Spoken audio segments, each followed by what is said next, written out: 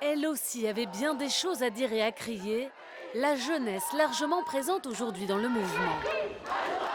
Au lycée Fénelon de Lille, les élèves ont bloqué les portes une bonne partie de la matinée. Mobilisation pour dénoncer la dégradation des conditions d'apprentissage. On a des classes surchargées, on n'a pas assez de profs. On se retrouve avec des classes de 35 à la seconde.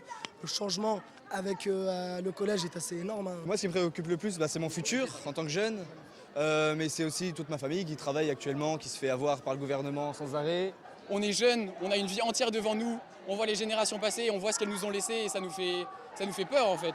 En tant que lycéen, on se dit on va pas faire une vie et un avenir comme ça, dans un système comme ça. Macron, t'es foutu, la jeunesse est dans la rue. Un avenir qui effraie les étudiants aussi. Dans le cortège, beaucoup expriment leur agacement après la nomination d'un nouveau Premier ministre, si proche d'Emmanuel Macron.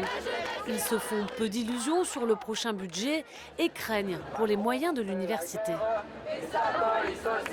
Je suis dans une licence où en 2 ans ils ont supprimé 150 personnes.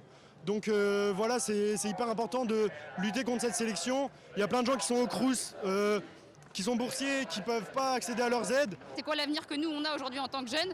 Quand même en gros on nous propose d'aller se faire exploiter ou peut-être la guerre si les choses continuent un peu comme elles se font aujourd'hui. Donc effectivement il y a besoin en fait d'aller chercher de l'argent là où il existe, c'est-à-dire nous on pense, comme on le dit dans nos slogans, dans les caisses du patronat pour investir dans les universités et dans l'éducation en général. Une jeunesse en première ligne des mouvements de cette rentrée, déterminée à se faire entendre.